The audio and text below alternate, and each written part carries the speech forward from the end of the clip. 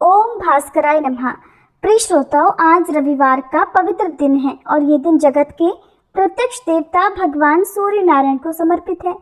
शास्त्रों में कहा गया है कि जो भक्त श्रद्धा और भक्ति के साथ रविवार का व्रत करता है, कथा श्रवण करता है, उसके जीवन से रोग, शोक, दरिद्रता और दुर्भाग्य दूर हो जाते हैं और उसे यश, आरोग्य, धन और संतान सुख की प्राप्ति होती है। तो आज के इस पावन अवसर पर सुनिए रविवार व्रत की संपूर्ण कथा तथा भगवान सूर्य देव के रथ के दाहिने अश्व की अद्भुत रहस्यमय कथा भी। प्राचीन कथा के अनुसार एक बार एक नगर में एक वृद्धा रहा करती थी। वह रविवार को नियम से घर आंगन को गोबर से लीपकर फिर भोजन तैयार करती और फिर सूर्य देव को भोग लगाने के बाद ही खुद भोजन किया करती। ऐसा व्रत करने से उनका घर धन धान्य से भरा रहता था। हरि की कृपा से घर में किसी प्रकार का कोई भी दुख नहीं होता था। घर में सब कुछ आनंद मंगल था। इसी तरह कुछ दिन बीत जाने पर वह पड़ोसन जिसकी गाय का गोबर वह वृद्धा लाया करती थी, वह विचार करने लगी कि ये बूढ़ी माई हमेशा मेरी गाय का गोबर ले जाती है।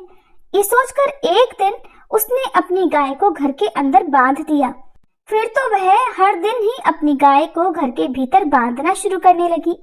इधर गोबर न मिलने पर बूढ़ी माई रविवार के दिन अपने घर को लीप नहीं पाई, इसलिए न उन्होंने भोजन बनाया, न भगवान को भोग लगाया और न ही खुद भोजन किया। इस तरह उन्होंने निराहार व्रत किया। सुबह से शाम, शाम से रात हो गई और वह बूढ़ी माई भूखी ही सो गई। फिर रात में भगवान ने उन्हें स्वप्न में दर्शन दिए और भोजन न बनाने और भोग न लगाने का कारण पूछा। तब बूढ़ी माई ने सूर्य देव को बताया कि गोबर न मिलने के कारण आज वह भोजन नहीं बना सकी। तब भगवान भास्कर ने कहा कि माता, हम तुमको ऐसी गाय देंगे जिससे सभी इच्छाएं पूर्ण हो जाएंगी, क्योंकि तुम हमेशा रविवार को गोबर से लीपकर फिर भोजन बनाती हो, भोग लगाकर ही खुद भोजन करती हो। इसलिए मैं आपसे प्रसन्न होकर आपको वरदान देता हूँ। तब सपने में भगवान का यह वरदान पाकर जब बूढ़ी माई की आंख खुली तो देखा कि आंगन में तो एक बहुत सुंदर गाय और बछड़ा बंधे हुए हैं। गाय और बछड़े को देखकर वह खुश हो गई और घर के बाहर बांधकर उन्हें खाने को चारा डाल दिया।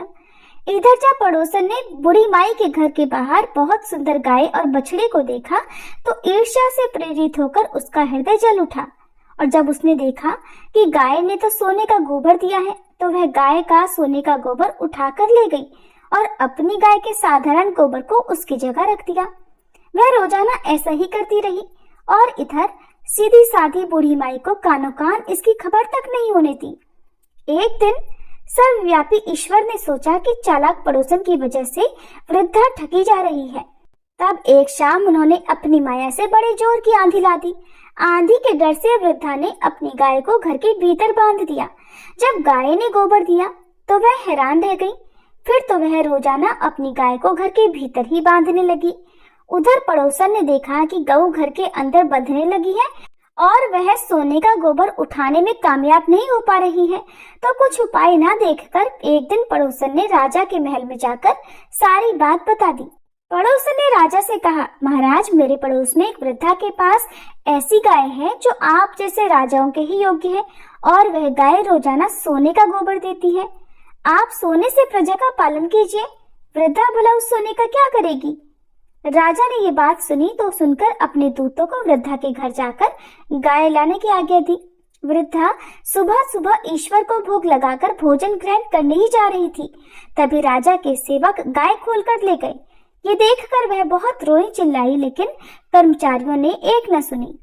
उस दिन फिर वृद्धा गाय के वियोग में भोजन न कर पाई और रात भर रो रो कर भगवान से गाय को पुनः पाने की प्रार्थना करती रही।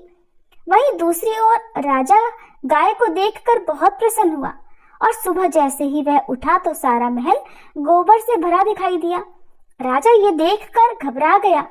भगवान ने रात में राजा को स्वप्न में कहा, हे राजा, गाय वृद्ध को लौटा देने में ही तुम्हारी भलाई है। रविवार के व्रत से प्रसन्न होकर मैंने उस वृद्धा को ये गाय दी थी। सुबह होते ही राजा ने वृद्धा को बुलाकर बहुत सारा धन देकर सम्मान सहित गाय और बछड़ा उसे वापस कर दिया। इसके साथ ही पड़ोसन को बुलाकर उचित दंड भी दिया। ऐसा करने से राजा के महल की गंदगी दूर हो गई और उस दिन राजा ने नगर वासियों को आदेश दिया कि अपनी समस्त कामनाओं की पूर्ति के लिए वे सभी रविवार का व्रत रखा करें। और जब प्रजा ने रविवार व्रत का पालन करके कथा का श्रवण किया तो उन सभी के घर में सुख समृद्धि धन के भंडार भर गए। ऐसी है रविवार व्रत की महिमा। बोलिए सूर्य नारायण भगवान की जय। एक बार की बात है, एक राजा था और एक रानी थी। उनके पास सिपाही, रथ, घोड़े, दास दासियां सब कुछ था। नहीं था तो सिर्फ उनकी संतान, और यही दुख उन्हें हमेशा सताता था। संतानहीन होने के कारण राजा और रानी बड़े दुखी रहा करते थे। संतान प्राप्त करने के लिए उन्होंने हर तरह का दान धर्म, धार्मिक अनुष्ठान, मंत्र, जप, पूजा पाठ, हवन इत्यादि कर लिए, लेकिन कोई फायदा नहीं हुआ। तब धीरे धीरे समय बीतने पर राजा और रानी बूढ़े होने लगे। बुढ़ापे की ओर बढ़ते गए तो होता क्या है कि दोनों एक दिन गहरी सोच में पड़ गए। वे दोनों सोच में पड़ गए और कहने लगे कि अब हमारे इतने बड़े राज्य का क्या होगा? हमारे इस राज्य का वारिस कौन होगा? कौन लेगा हमारी प्रजा की जिम्मेदारी? राजा रानी दिन रात इसी चिंता में घुलने लगे और चिंता के मारे उन्हें खाने पीने की सुध भी नहीं रहती थी। एक दिन सुबह हुई तो क्या देखा कि राजा के दरबार में एक साधु आया। तब दासी ने रानी को सूचना भिजवाई। रानी ने सुना तो दासी से कहने लगी, हे दासी, अब ये मेरा अंतिम दान धर्म है। इसके बाद मैं अब अपने हाथों से कोई दान धर्म नहीं करूंगी। दासी को ऐसा कहकर रानी चावल से भरा हुआ छाछ हाथ में लेकर बाहर आई और साधु की झोली में डालने के लिए आगे बढ़ी तो उसके चेहरे पर छाया हुआ दुख साधु की दृष्टि में आ गया। साधु महाराज ने उससे पूछा, रानी क्या हुआ है? आप इतनी दुखी और उदास क्यों लग रही है? तब रानी साधु को सारी बात बताती है और मारे दुख के रोने लगती है। रानी की आप बीती सुनकर साधु महाराज कुछ पल के लिए गंभीर हो गए। फिर कहने लगे, आप चिंता मत कीजिए रानी, आपकी संतान की इच्छा शीघ्र पूर्ण हो जाएगी। जल्दी ही आपकी कोख से एक पुत्र जन्म लेगा, लेकिन मात्र 14 वर्षों तक ही वह आप लोगों को मिलेगा। इसके आगे वह इस मृत्यु लोक में रह नहीं पाएगा। इससे बढ़कर आपको कुछ भी देना मेरे लिए संभव नहीं है। अपनी बात पूरी करते करते साधु महाराज ने अपनी झोली में हाथ डाला, थोड़ी सी भभूत निकालकर रानी को दी और कहने लगे, हे रानी, आप और महाराज दोनों मिलकर इसे बांटकर प्रसाद रूप में ग्रहण कर लेना तो तुम्हें जल्दी ही पुत्र प्राप्ति होगी। ऐसा कहकर साधु महाराज अपने रास्ते चले गए। उनके जाने के बाद रानी सोचने लगी, क्या हुआ जो 14 सालों के लिए ही हमें पुत्र मिलेगा? कम से कम हमें पुत्र मिलेगा, यही काफी है। उतने साल तक मैं उसे जी जान से बड़ा करूंगी, ढेर सारा लाड़ प्यार करूंगी और अपनी संतान की हर इच्छा पूरी करूंगी। उस रात अपना सारा कामकाज खत्म करके जब राजा रानी के महल में गए तो रानी ने राजा को सारी बात बताई और साधु की दी हुई भभूत राजा को दिखाकर बोली, महाराज, साधु महाराज ने यह भभूत हम दोनों को ग्रहण करने के लिए कहा है। महाराज बोले, इतना दान धर्म किया, जब तब किया, कोई फल तब नहीं मिला, तो भला अब इस भभूत से हमें संतान कैसे मिल सकती है? तब रानी बोली, महाराज, जब हमने इतना सब कुछ कर लिया है तो अब ये भी सही। बेवजह ही उन साधु के क्रोध को क्यों बुलावा दे? राजा को अब किसी भी बात पर विश्वास नहीं रहा था, लेकिन पत्नी का मन रखने के लिए और पत्नी को दुख ना पहुंचे इस बात पर वह उस भभूत को प्रसाद रूप में ग्रहण करने के लिए तैयार हो गया। अब राजा और रानी ने स्नान किया, इसके बाद अपने भगवान का नाम स्मरण किया, अपने पितरों का स्मरण किया और फिर साधु महाराज का नाम स्मरण करके राजा और रानी ने दोनों ने बैठकर वह भभूत प्रसाद रूप में ग्रहण की और उसके बाद निश्चिंत होकर सो गए। इस तरह धीरे धीरे कुछ दिन बीत जाते हैं। साधु महाराज द्वारा कहे अनुसार रानी गर्भवती हो गई। अब तो राजा और रानी की खुशी का कोई ठिकाना ही नहीं रहा। राजा रानी से बोला, महारानी, सचमुच हम पर तो साधु महाराज की कृपा हो गई। अब 9 माह 9 दिन और 9 घंटे पूरे होकर रानी ने एक सुंदर स्वस्थ गोरे चिट्टे पुत्र को जन्म दिया। राजा ने खूब धूमधाम से अपने पुत्र का नामकरण किया। पूरे राज्य में 8 दिनों तक अन्न संतर्पण रखा गया, उत्सव मनाया गया। अब पुत्र की कुंडली देखने के लिए राज्य के सबसे बड़े विद्वान पंडित जी को बुलाया। तब कुंडली देखकर पंडित जी बड़े चिंतित हो गए।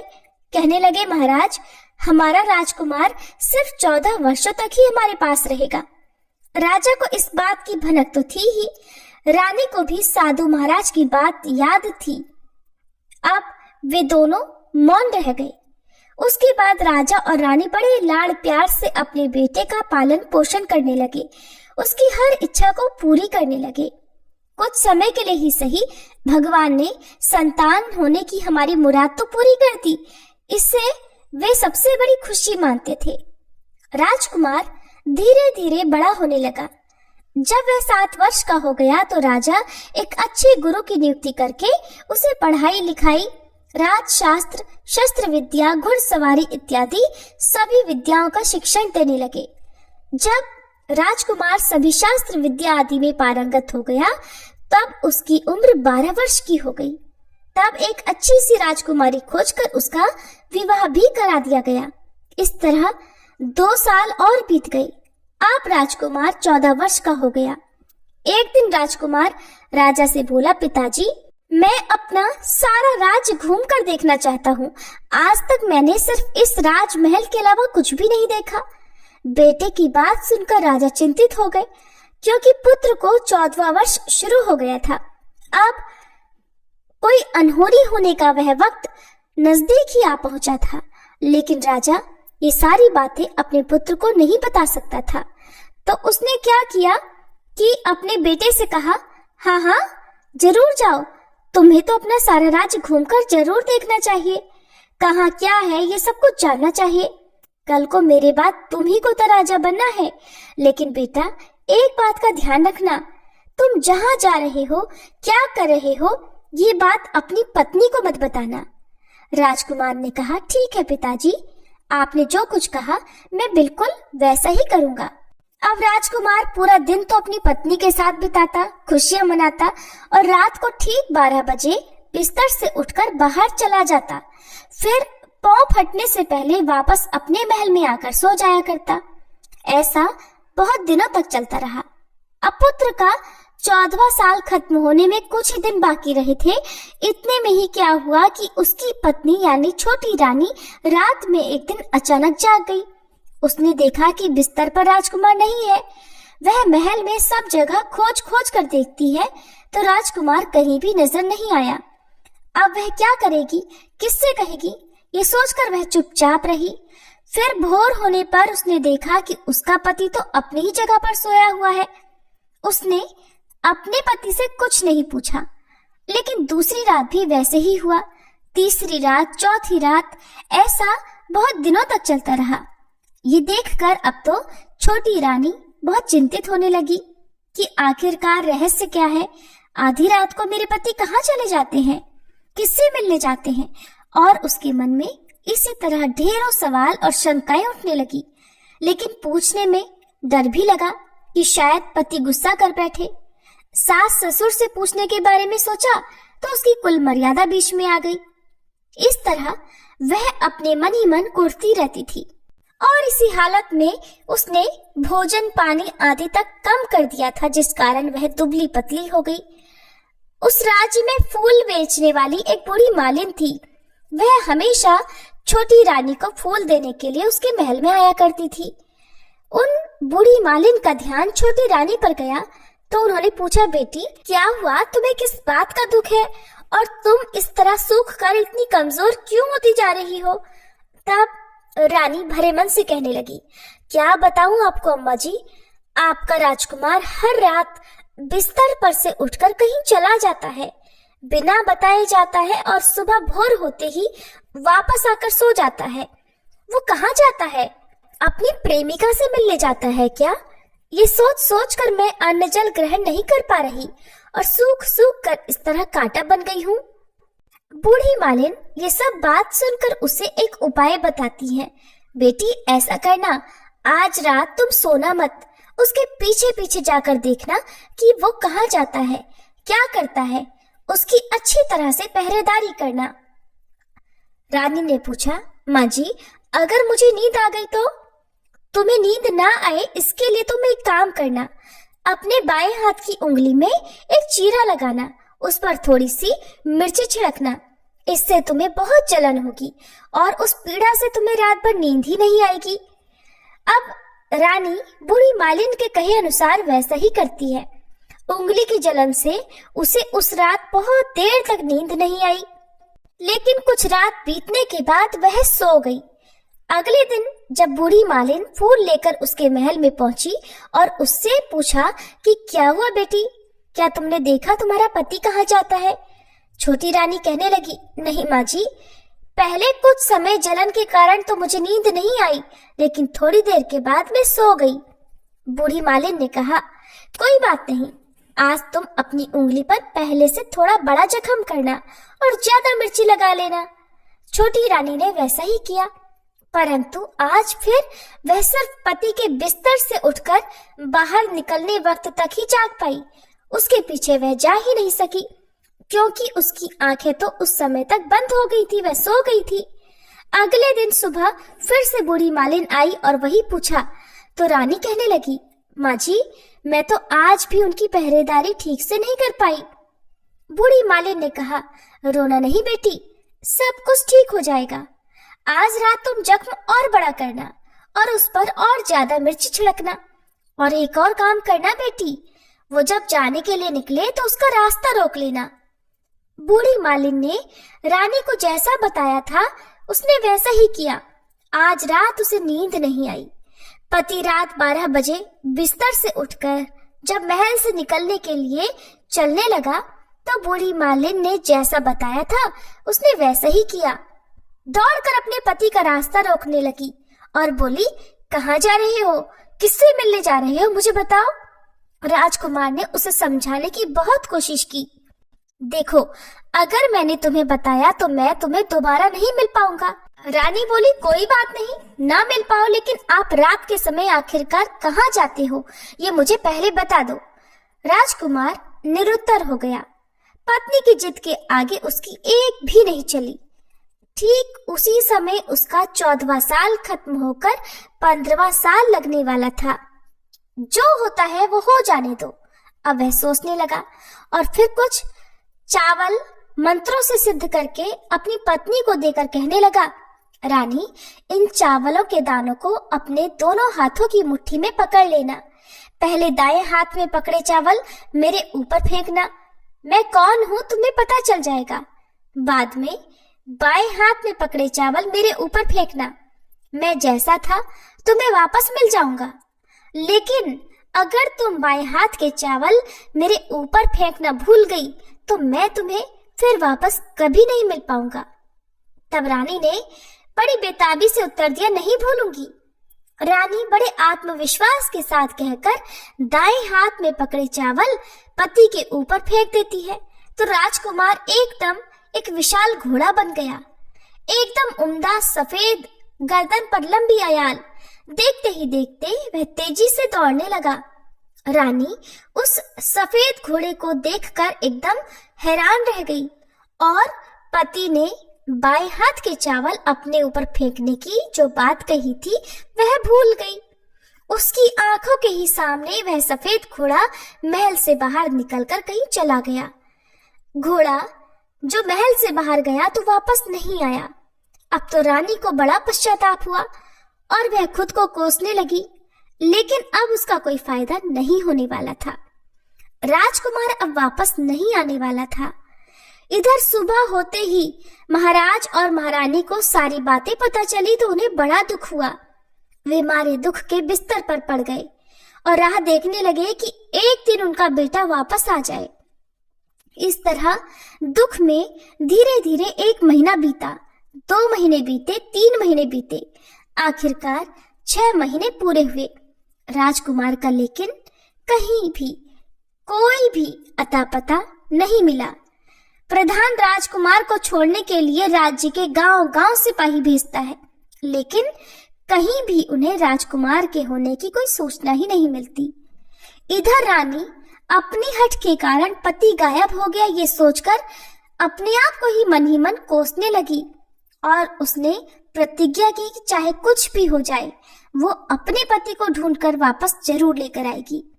एक दिन वह सुबह सुबह उठकर अपने सास ससुर के महल में गई और कहने लगी कि मैं अपने पति की खोज में जा रही हूँ। महाराज और महारानी को क्या चाहिए था? कुछ भी करके उनको तो उनका बेटा वापस चाहिए था।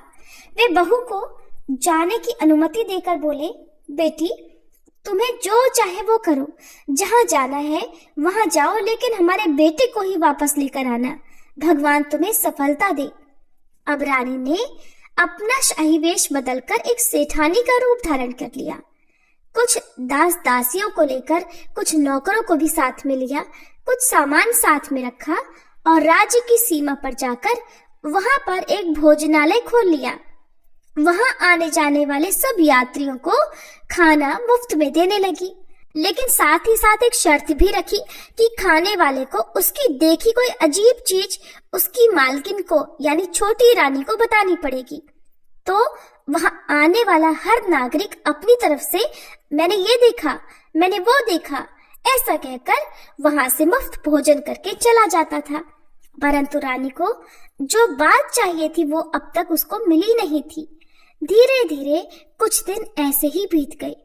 इधर कुछ दिनों के बाद क्या हुआ कि रानी के महल में फूल लेकर जाने वाली बूढ़ी मालिन के एक बेटा और बहू थे। उनका एक छोटा बेटा भी था, यानी बूढ़ी माई का एक पोता था। तो बेटा और बहू सुबह काम के लिए निकलते थे और पोते को संभालने की जिम्मेदारी बूढ़ी मालिन पर रहती थी। बूढ़ी मालिन दिन भर पोते को संभालती थी। उन बूढ़ी मालिन को पान खाने की आदत थी, तो उन्हें उस दिन पान लगाने के लिए चूना चाहिए था। वह उसे तैयार करने के लिए कुछ सीपियां लेकर आई। इन सीपियों को भूनने के लिए गोबर के कंडे चाहिए थे। कंडे इकट्ठा करने के लिए वह बांस की टोकरी लेकर चरवाहे के मैदान में गई। वहां बहुत सारे कंडे यानी गोबर के उपले थे। उन्हें जमा करते करते उसे घर आने में अंधेरा हो गया। इधर शाम होते ही काम से वापस बेटा बहू जब घर पर पहुंचे तो उन्होंने देखा कि उनका छोटा बेटा घर पर एकदम अकेला है और रो रहा है। ये देखकर वे दोनों गुस्से से आग बबूला हो गए। इतने में ही बूढ़ी मालिन भी घर पर पहुंच गई। बेटे ने पूछा, पोते को घर पर अकेला छोड़कर कहाँ गई थी माँ? बूढ़ी मालिन बताने लगी कि मैं तो गोबर के कंडे इकट्ठे करने गई थी। तब बेटा बोला, दोबारा बच्चे को अकेला घर पर छोड़कर अगर कहीं गई तो मैं तुम्हें बहुत पीटूंगा। बूढ़ी मालिन कहने लगी, नहीं बेटा, फिर कभी ऐसा नहीं करूंगी। लेकिन इसके बाद दूसरे दिन ही बूढ़ी मालिन वह बात भूल गई और फिर से चरवाहे के मैदान पर कंडे इकट्ठा करने चली गई।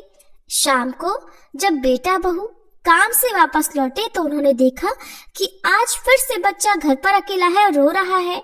अब तो बूढ़ी मालिन के बेटे की सहन शक्ति खत्म होने लगी और बूढ़ी मालिन के वापस आने पर उन्हें घर से निकाल दिया।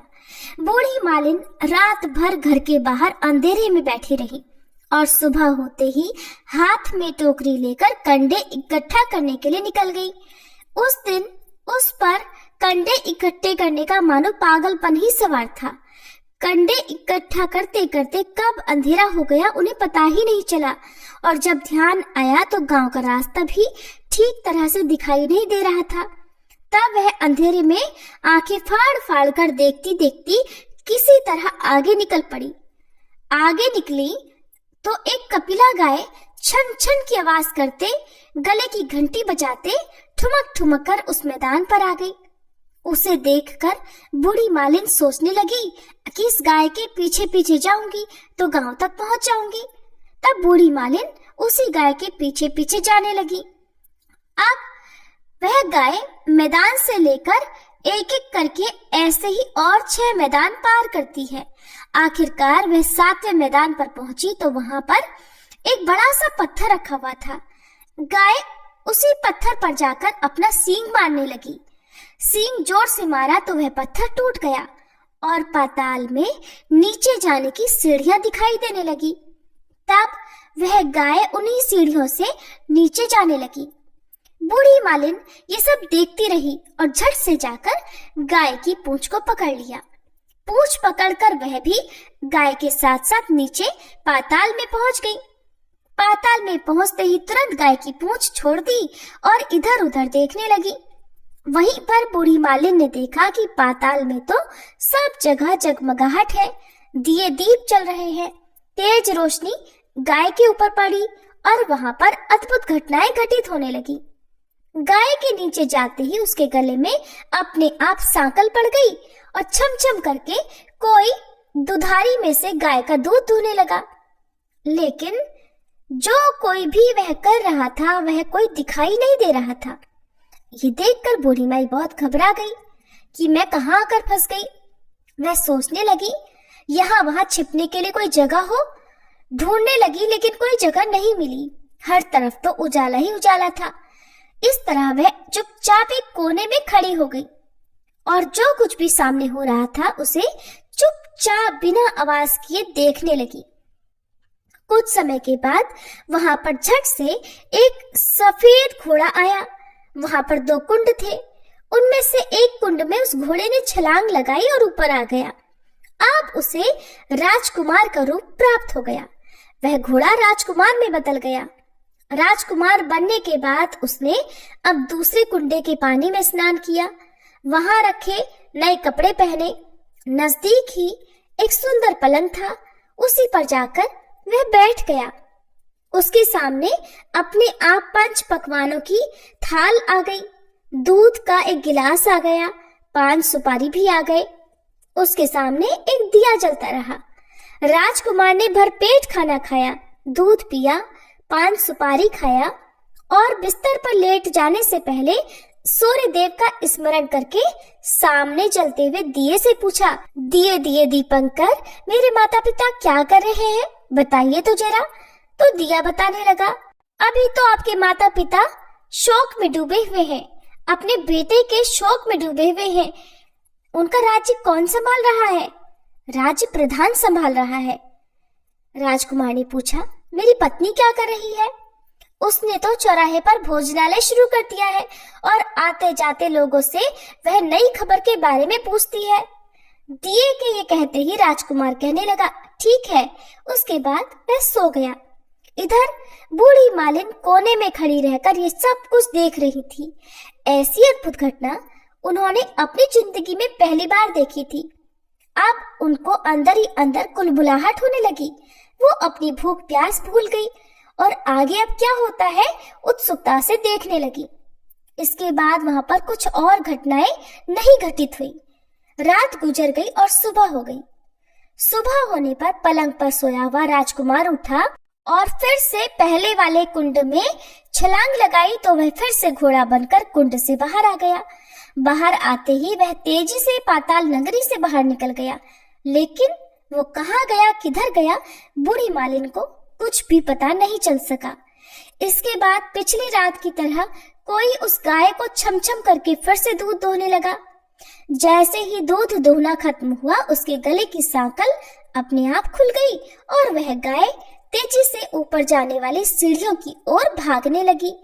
गाय को दौड़ते देखकर बूढ़ी मालिन सोचने लगी, अब तो गाय के साथ ही यहाँ से ऊपर जाना समझदारी होगी, नहीं तो फिर से कोई मुसीबत मेरे ऊपर आ जाएगी।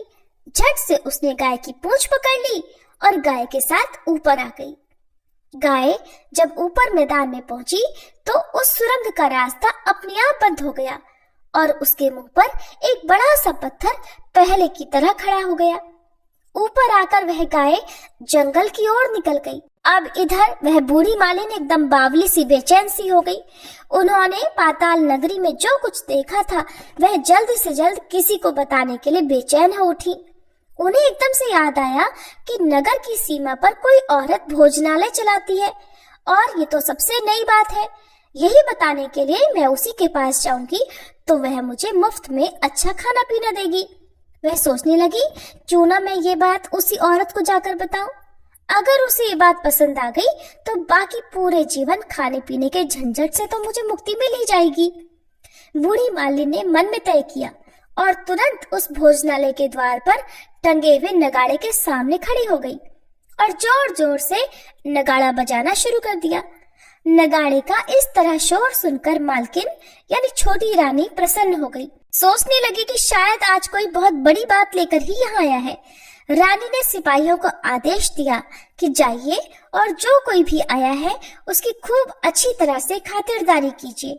आदेश पाते ही नौकर नीचे दौड़े गए तो उन्होंने देखा एक बूढ़ी माई नगाड़ा बजा रही है। उन्होंने पूछा, क्यों बूढ़ी माई, क्या हुआ, क्यों नगाड़ा बजा रही हो? बूढ़ी मालिन बोली, कुछ नहीं बेटा, यहाँ खाना मिलता है ना, इसीलिए आई हूँ।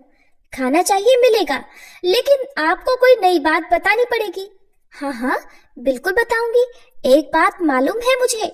इस पर नौकर उन्हें भोजनालय के भीतर लेकर गए और उनको थाली भरकर ढेर सारे तरह तरह के व्यंजन परोसे। बूढ़ी मालिन तो बहुत दिनों से भूखी थी। भोजन देखते ही वह भोजन पर टूट पड़ी। पेट भरने के बाद जब नौकर ने उन्हें नई साड़ी पहनने को दी तो उसके बाद उसे लेकर वे रानी के पास आए। और इधर जब बूढ़ी मालिन और रानी ने एक दूसरे को देखा तो देखते ही तुरंत पहचान लिया। बूढ़ी मालिन बोली, बेटी तुम? रानी बोली, अम्मा तुम? थोड़ी देर तक वे दोनों इधर उधर की बातें करती रही। आखिरकार रानी ने कहा, अम्मा अब आप तो बताओ, आपने क्या नई बात देखी है? नई बात? मैंने कोई नई बात नहीं देखी। वो तो मेरे पास तुम्हें देने के लिए खाने के पैसे नहीं थे, इसीलिए मैंने झूठ कहा और नगाड़ा बजाया। छोटी रानी बोली, माँ जी घबराना नहीं, मैं किसी को भी आपका नाम नहीं बताऊंगी।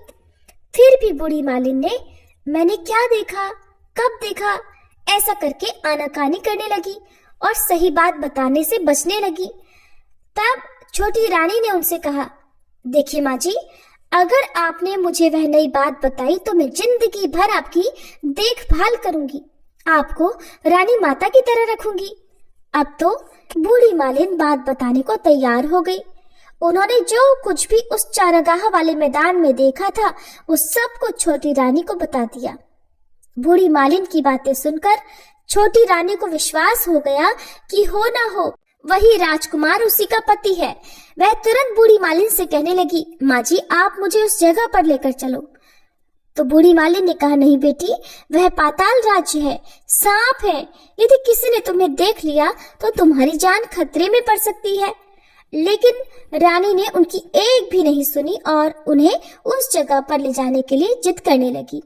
आखिरकार बूढ़ी मालिन ने उनका कहना मान लिया और बोली, ठीक है, मैं तुम्हें वहां लेकर चलती हूँ, पर आज नहीं कल। वहां जाना है तो शाम को ही जाना होगा।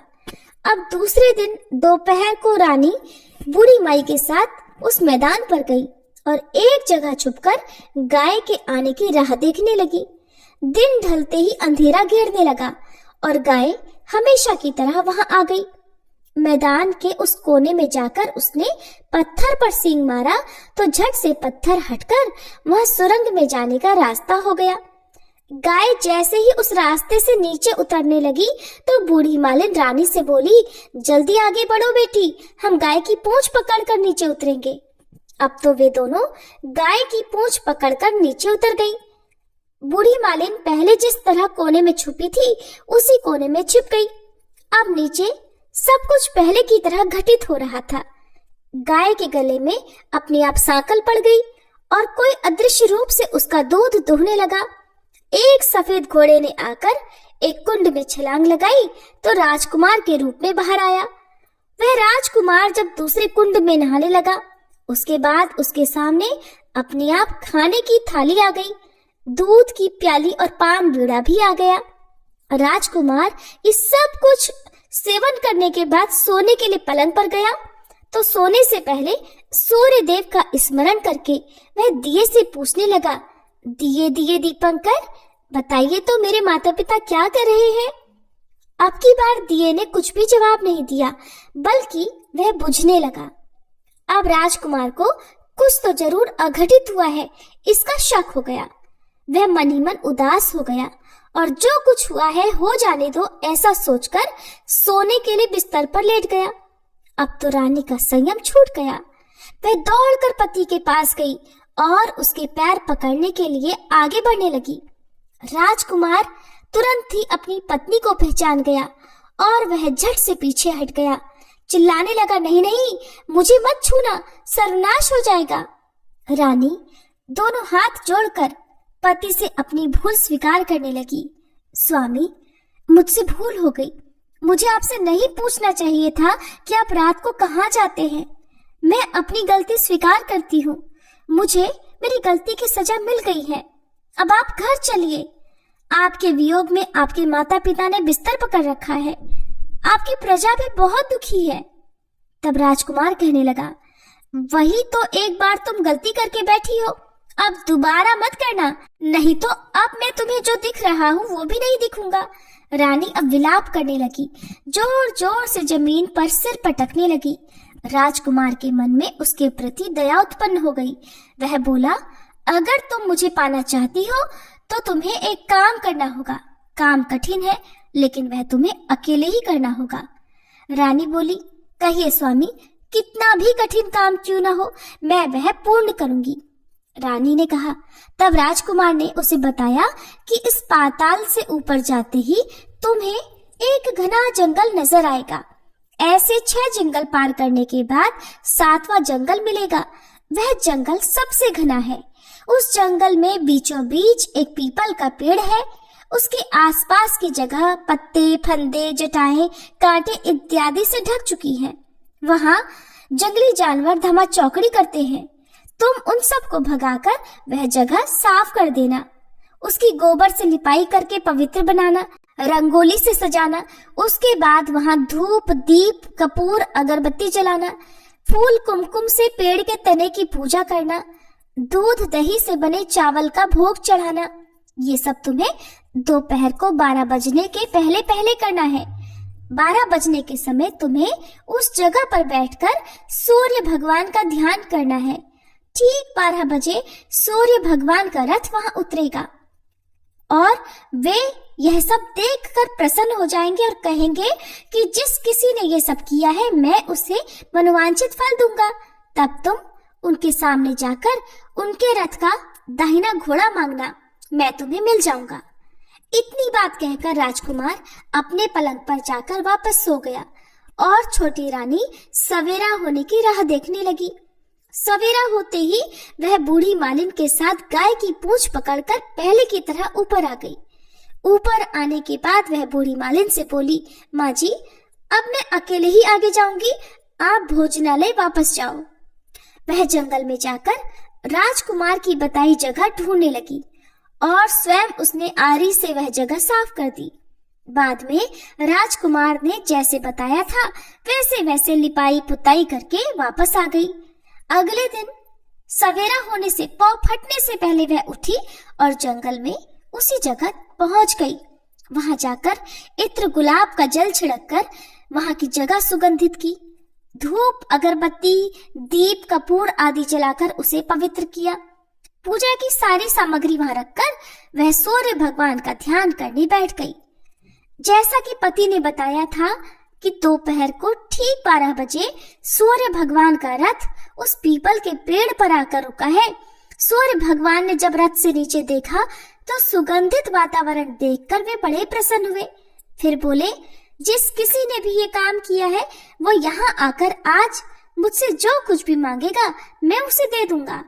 रानी ने जब ये शब्द सुने तो बिना समय गंवाए वह दौड़कर उनके सामने आ गई और सूर्य देव को साष्टांग प्रणाम करके बोली, भगवान, वो मैं ही हूँ, मैंने ही ये जगह साफ की है।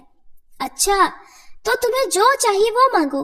भगवान, मुझे आपके रथ का दाहिना घोड़ा चाहिए। सूर्य भगवान बोले, नहीं नहीं, मैं तुम्हें और कुछ भी दे सकता हूँ, लेकिन ये घोड़ा तुम्हें नहीं दे सकता। मेरे रथ के 12 घोड़े हैं, तुम चाहो तो कोई और घोड़ा मांग लो, लेकिन ये दाहिना घोड़ा ये मैं तुम्हें नहीं दे सकता। लेकिन छोटी रानी ने तो एक भी नहीं सुनी। वह सूर्यदेव से एक ही बात कह रही थी, सूर्यदेव, मुझे तो बस दाहिना घोड़ा दे दीजिए, नहीं तो मैं आपके पैरों में गिरकर अपने प्राण त्याग दूंगी। अब तो सूर्यदेव बड़े भारी धर्म संकट में पड़ गए।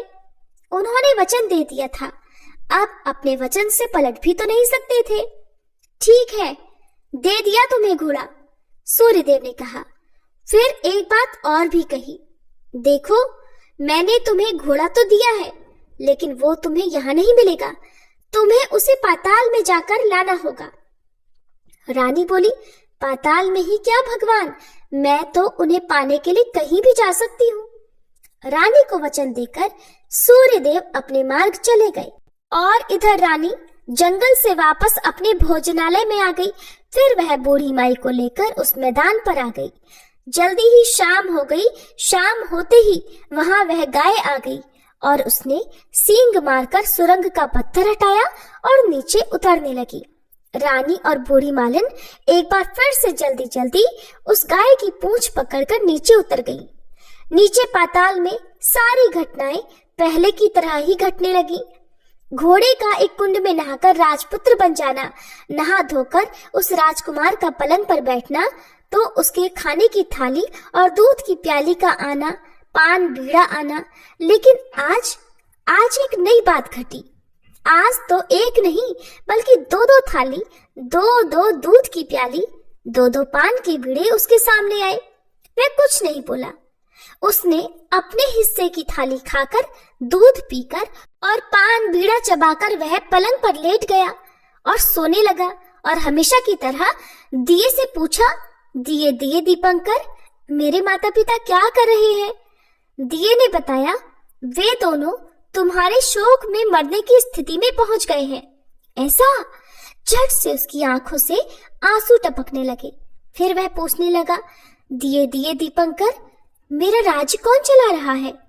तुम्हारा राज्य प्रधान चला रहा है और वह सब कुछ हड़प चुका है और वह प्रजा पर बहुत अत्याचार भी कर रहा है। सुनकर राजकुमार को बहुत क्रोध आया। वह मारे क्रोध के अपनी मुट्ठी भींचने लगा। फिर उसने पूछा, दिए दिए दीपंकर, मेरी पत्नी क्या कर रही है? अब की बार दिया कुछ नहीं बोला, चुप रहा। लेकिन अब इधर कोने में खड़ी रानी का संयम जवाब दे गया। वह दौड़कर पति के गले लग गई। अब मैं तुम्हें मिल गया, राजकुमार बोला। सच कहते हो? अब आप फिर से घोड़ा तो नहीं बनेंगे ना? नहीं नहीं, अब मैं कभी दोबारा घोड़ा नहीं बनूंगा। तुमने जो इतने सारे कष्ट उठाए हैं मुझे पाने के लिए, इसलिए सूर्यदेव ने मुझे सदा के लिए घोड़े के जन्म से मुक्त कर दिया है। राजकुमार ने बड़े प्रेम से कहकर अपनी पत्नी को गले लगाया, उसके आंसू पोंछे। कुछ देर के बाद भोर हो गई तो हमेशा की तरह गाय की सांकल टूटकर जब गाय भूलोक पर जाने लगी, तब रानी, राजकुमार और बूढ़ी मालिन उसकी पूंछ पकड़कर ऊपर आ गए। ऊपर जाने पर वे सीधे भोजनालय में पहुंचे। वहां का सब सामान लोगों में बांट दिया और उसको ताला लगाकर अपने राज्य में वापस लौट आए। राजकुमार वापस आता और उसके तेवर देखकर प्रधान घबरा गया। राजकुमार ने उसे बंदी बनाकर कैद खाने में डलवा दिया और राज्य की बागडोर अपने हाथों में ले ली। उसके बाद वह अपने माता पिता से मिलने उनके महल में गया। तब राजकुमार ने क्या देखा कि उसके माता पिता तो उसके शोक में अस्थि पंजर बने हुए हैं, लेकिन पुत्र को वापस आया देखकर मरणासन्न हालत में भी राजा रानी की आंखों से खुशी के आंसू बहने लगे। इन दोनों ने अपने पुत्र को गले लगाया, उसे प्यार से सहलाया। इतना होने के बाद उनकी सेहत में एकदम सुधार होने लगा। वे दोनों अब बिस्तर से उठकर बैठ गए, पुत्र को आशीर्वाद देने लगे। राजकुमार के आने की सूचना तुरंत राज्य भर में फैल गई। प्रजा खुशी से फूली नहीं समा रही थी। प्रजाजन राजमहल के सामने इकट्ठे हो गए। राजकुमार ने भी उन्हें दर्शन दिए और आज से उन्हें कोई भी दुख नहीं पहुंचाएगा, ऐसा वचन भी दिया। अब राजा अपने पुत्र का राज्याभिषेक करके उसे सिंहासन पर बिठाने लगे और बहू को महारानी का दर्जा दे दिया और स्वयं अपनी पत्नी के साथ भगवान के ध्यान में लग गए। इस तरह उनके दिन खुशी से बीतने लगे। महाराजा बना राजकुमार अच्छी तरह से राज्य चलाने लगा और अपनी पत्नी के साथ सुख शांति से जीवन बिताने लगा। उन बूढ़ी मालिन को रानी ने अपने कहे अनुसार अपने पास ही रख लिया था और उनकी अच्छी तरह से देखभाल करने लगी। इस तरह अब बूढ़ी मालिन और उनके बुढ़ापे के दिन भी खुशी से गुजरने लगे। कथा समाप्त। प्रेम से बोले सूर्य नारायण भगवान की जय।